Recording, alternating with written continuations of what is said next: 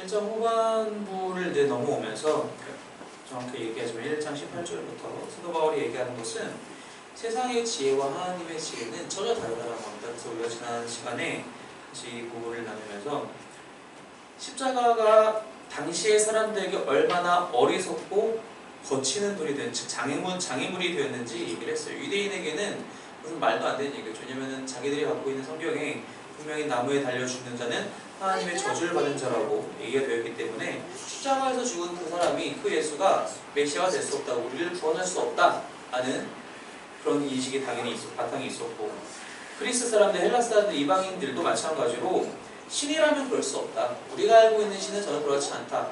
우리가 알고 있는 신은 우리와 공감할 수 없고 우리를 위해서 그렇게 해줄 수 있는 존재가 아니다. 그냥 절대적인 존재일 뿐이지 그렇게 할 수 없다라는 겁니다. 그러니까 파워풀한 신이, 정말 말 그대로 전지전능한 얼마이티한 신이 그렇게 죽을 수 있느냐? 그럴 수 없다. 우리를 위해서 그렇게 할 수 없다. 그래서 그것은 어리석은 이야기다. 그래서 유대인들은 표적을 구하고, 이방인들은 그 지혜, 자신들이 논리, 자신들의 지혜를 쫓게 되죠. 그래서 그 무엇도 구원의 길로 갈 수 없다라는 것에 문제가 있다는 것이죠. 그래서 사도 바울은 그것이 아니라 하나님의 지혜, 십자가가 진짜 지혜이다. 하나님의 구원의 계획과 그것을 이루신 예수 그리스도의 십자가 사역이 진짜 지혜다 라고 이제 지난 1장 그 중반 부분에서 그런 이야기를 했어요. 이 뒤로 또 후반부로 더 넘어오면서 사도 바울은 이 지혜에 대한 이야기를 계속 반복해서 다시 얘기를 합니다. 총 3번에 걸쳐서 할 텐데, 지난번과 또 오늘 본문, 그리고 다음번에 본문 2장 전반부에 가서 한 번 더 그 얘기를 하게 될 텐데, 이게 그만큼 중요한 문제라는 거예요. 세상의 지혜와 그것과 대조되는, 또 그것과 비교할 수 없는 하나님의 지혜가 너무나도 중요한 문제라는 겁니다. 또 오늘 본문에서도 바울이 뭐라고 얘기하고 있냐면은 26절에 보니까, 형제들아 너희를 부르심을 보라. 육체를 따라 지혜로운 자가 많지 아니하며 능한 자가 많지 아니하며 문벌 좋은 자가 많지 아니하도다. 지금 이 편지는 알다시피 고린도 교회에 보내는 편지예요. 이 글을 읽고 있는 사람은 고린도 교회 성도들이라는 겁니다. 이들의 모임의 멤버들이 어떤 사람들이 주로 많이 모였었냐면, 지혜로운 자가 많지 않았고, 능한 자가, 그러니까 권력 있는 자가 많지 않았고, 문벌 좋은 자, 지식이 많은 자가 많지 않았다는 겁니다. 없다라는 게 아니에요. 많지 않았다는 겁니다. 그런 상황이라는 거예요. 그러니까 하층민들이 주로 고린도에 사는 사람들 중에 주로 하층민들이 교회를 구성하고 있었다는 거예요. 어찌 보면 이거는 당연했을지도 모르겠어요.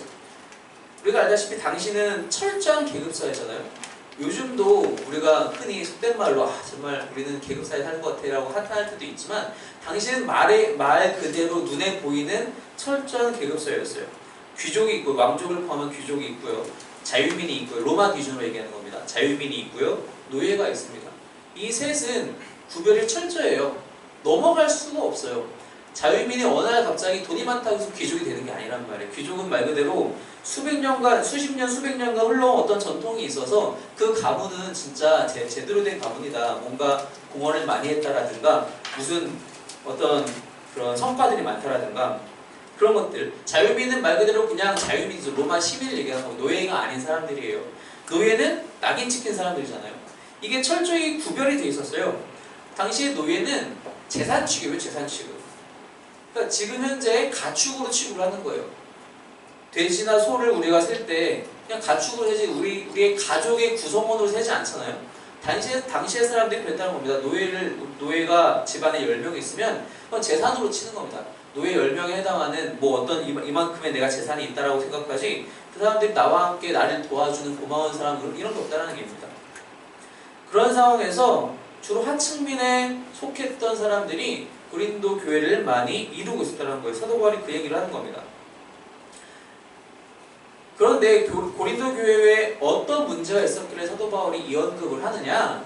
지금 여기서 26절에서 언급한 것처럼, 모두가 문벌 좋지 않은 자, 모두가 지혜롭지 않은 자, 모두가 권력이 없는 자가 아니라 몇몇 사람들은 지혜도 있고 힘도 있고 그런 사람들이 있었다는 거예요. 거기서 차별이 시작됐다는 겁니다.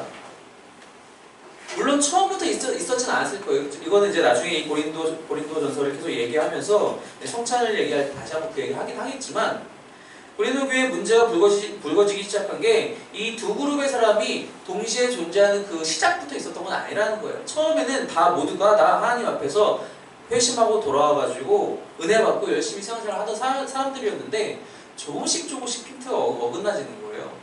알게 모르게 무의식적으로 차별 아닌 차별이 생기게 되더니 그게 점점점 발전해서 이제 눈에 확연하게 차별이 시작됐다는 겁니다. 그것을 지금 사도 바울이 지적하고 있는 거예요.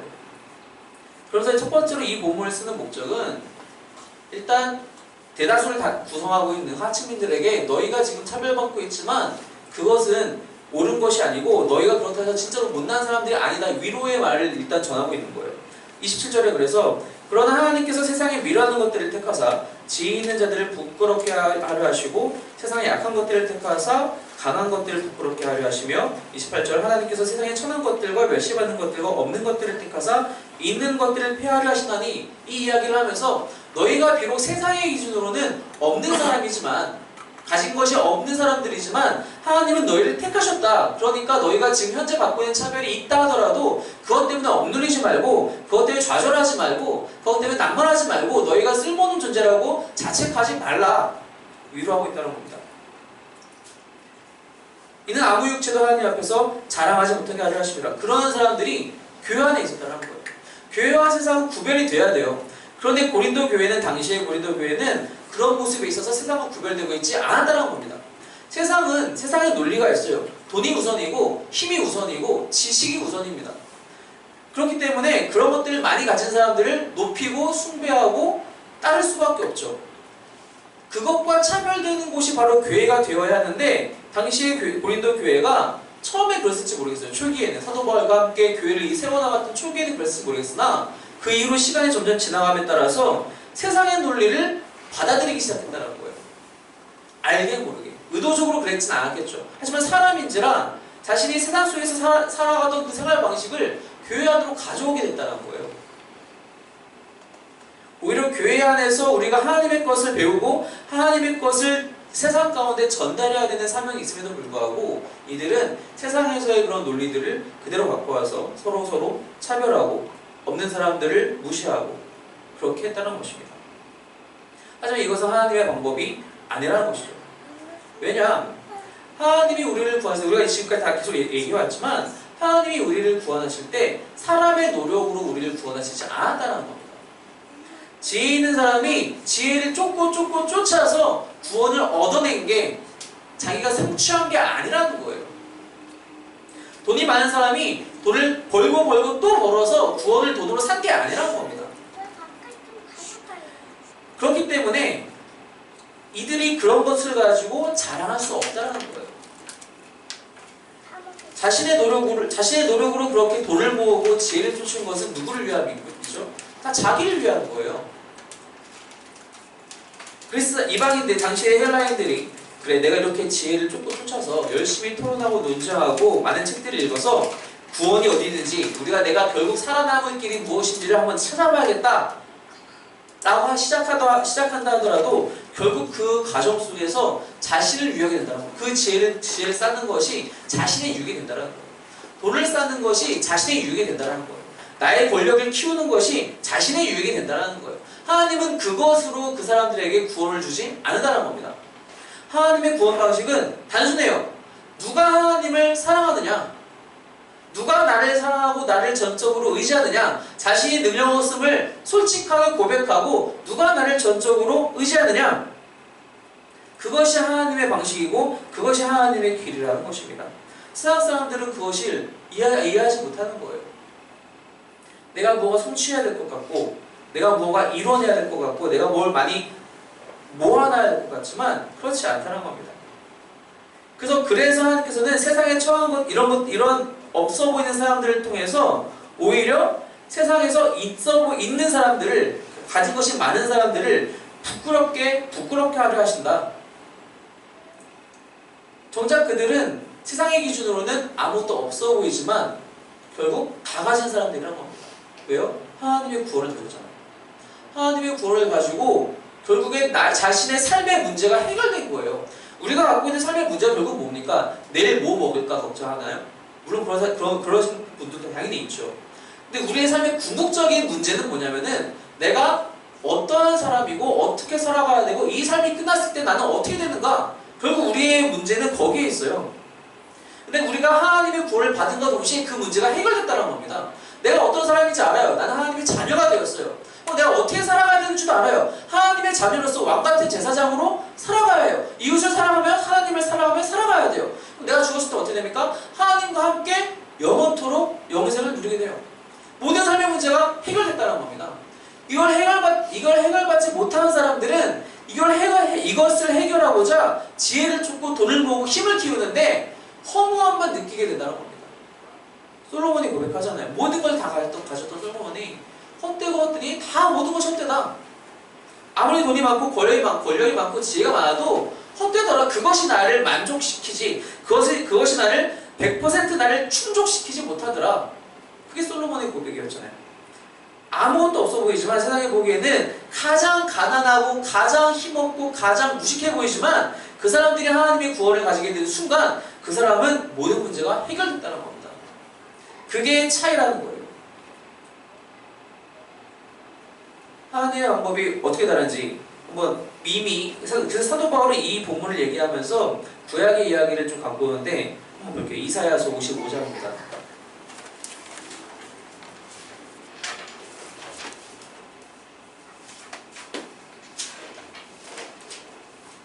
이사야서 55장 8절과 9절을 먼저 볼 건데요.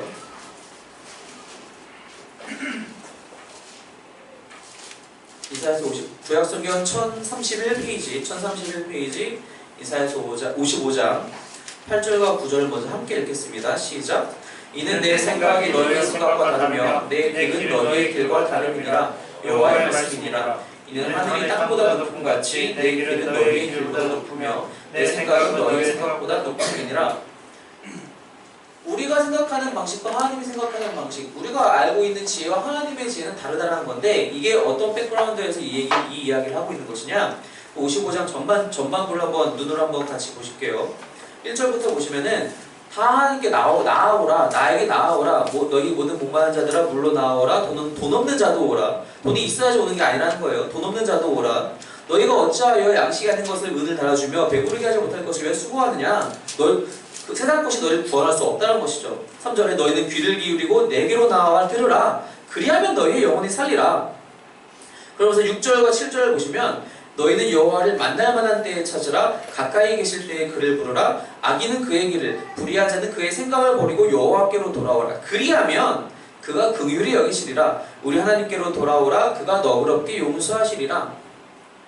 만날 만한 때에 여호와를 찾는 사람, 가까이 계실 때에 그를 부르는 사람, 그리고 여호와께 돌아오는 사람은 그 사람이 설령 악인일지라도 돈이 없을지라도 가진 게 없고 아무런 힘이 없을지라도 그가 너그럽게 용서하시리라. 이 세상의 기준과 다른 거예요. 우리는 세상 속에서 사람들을 만날 때 이왕이면 나랑 이야기하는 이 사람이 지식이 있었으면 좋겠고 돈이 있었으면 좋겠고 그래서 나에게 좀 어떤 혜택이라도 좀 왔으면 좋겠고 내가 이 사람이랑 비즈니스 하는데 이 사람이 무식하면 안 되잖아요. 지혜가 있었으면 좋겠다는, 힘이 좀 있었으면 좋겠다는 얘기죠. 우리는 그런 사람들을 자연스럽게 쫓아가요. 나의 멘토로 삼기도 하고 롤모델로 삼기도 해요. 하지만 하나님의 지혜는 다르다는 거예요. 어떠한 삶이라 할지라도 나에게 돌아오면 만날 만한 때에 찾고 가까이 계실 때에 나를 부르는 자라면 내가 그들을 너그럽게 용서하고 받아주겠다. 그게 하나님의 지혜라는 거예요. 그게 하나님의 방식이라는 거예요. 그게 교회라는 거예요.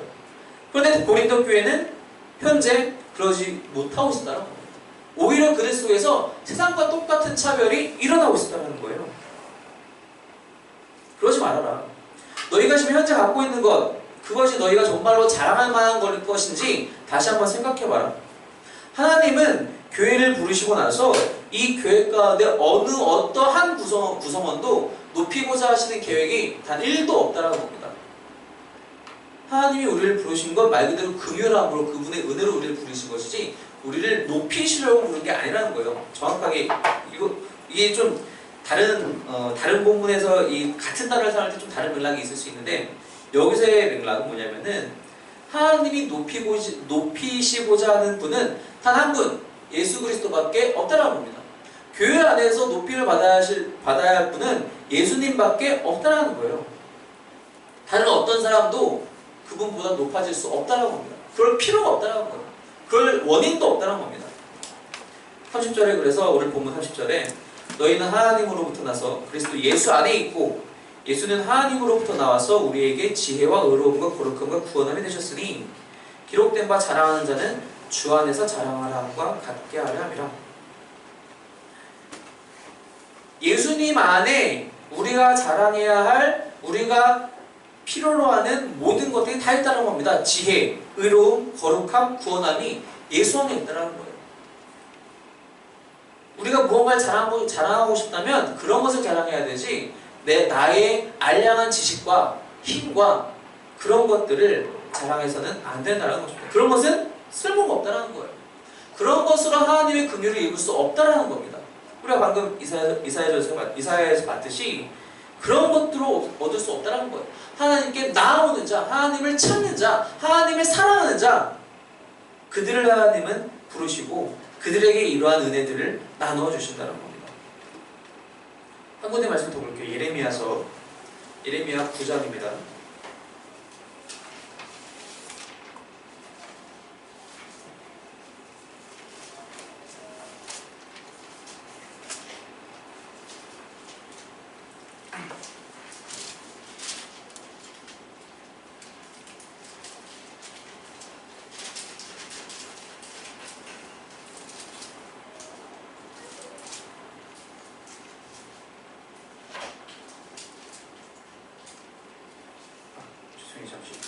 제가 지금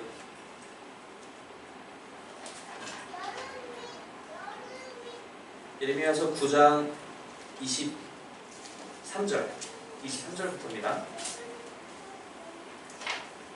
23절 말씀해 보시면 여호와께서 이와 같이 말씀하시되 지혜로운 자는 그의 지혜를 자랑하지 말라 용사는 그의 용맹을 자랑하지 말라 부자는 그의 부함을 자랑하지 말라. 지금 앞에 있는 그 본문과 그 고린도서 본문과 같은 이야기를 계속해서 하고 있죠. 자랑하는 자는 이것으로 자랑할지 이 24절 말씀 함께 읽어볼게요. 함께 시작. 자랑하는 자는 이것으로 자랑할지니 곧 명철하여 나를 아는 것과 나 여호와는 사랑과 정의와 공의를 땅에 행하는 자인 줄 깨닫는 것이라. 나는 이 일을 기뻐하노라 여호와의 말씀이니라. 우리가 자랑해야 될 것은 우리의 지혜도 우리의 용맹함도 우리의 부함도 아니고 무엇을 자랑해야 되는가? 나를 아는 것, 하나님을 아는 것, 나 여호와는 사랑과 정의와 공의를 땅에 행하는 자인 줄 깨닫는 것, 이것을 자랑하라는 겁니다. 우리가 여호와를 알고 하나님을 알고 그래서 하나님께서 우리에게 허락하신 그 독생자 예수 그리스도를 나의 구원자, 정말 그리스도 메시아로 내가 인정하고 고백하고 그래서 그분 안에서 은혜와 의로움과 거룩함과 구원함을 얻는 것, 바로 그것을 기뻐하고 그것을 자랑해야 한다는 것이죠. 그렇게 자랑하는 자를 하나님이 기뻐하신다는 겁니다. 2000년 전에 고린도 교회뿐만이 아니라 우리나라의 교회도 비슷해요. 교회에 찾아오는 사람들이 이왕이면 좀 권력이 있는 사람이면 좋겠고 나한테 영향력을 줄 수 있는 사람이었으면 좋겠고, 사실 미국에서 제가 이제 같이 교회에서 사역을 하면서 느끼는 많은 것들 중 하나는 헌금을 많이 하는 사람이 너무 중요해요. 큰 사업을 하시는 분이 교회에 새 신자로 오면 다들 얼굴에 웃음꽃이 피어요. 사람인지라 어쩔 수 없나 봐요. 중요하죠.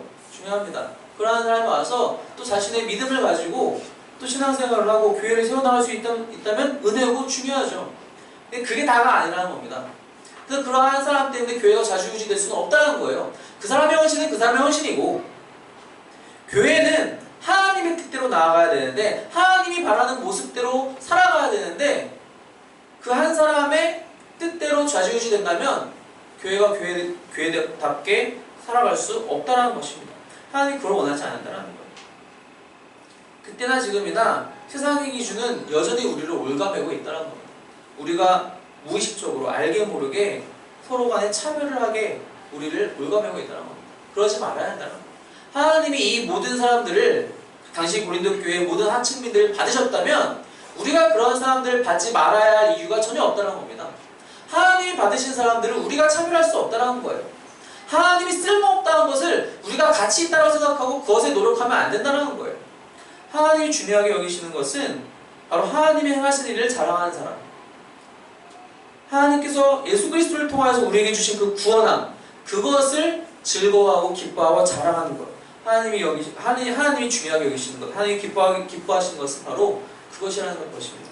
우리가 세상 가운데 전해야 된다는 것, 우리가 세상의 논리를 흡수하는 것이 아니라 바로 이 하나님의 지혜를 세상 가운데 증거해야 된다는 것입니다. 이것이 우리 가운데 주시는, 우리 교회에게, 우리 각 사람들에게 주시는 하나님의 너무나도 소중한 그리고 너무나도 단호한 명령이라는 것입니다. 우리가 세상을 닮아가게 되면 더 이상 세상 사람들이 하나님을 우리를 통해서 발견할 수가 없어요. 우리의 삶이 내가 없을지라도, 내가 세상의 기준으로는 가진 것이 없을지라도 나를 통해서 다른 사람들이 저 사람은 가진 게 없는데 무언가 다른 게 있다, 내가 아직 알지 못하는, 내가 아직 발견하지 못한 무언가가 저 사람에게 있는 것 같다는 것을 알려주려면 우리는 예수를 자랑하고 그분 안에서 발견한 구원함을, 그 복음을 자랑해야 한다는 것입니다.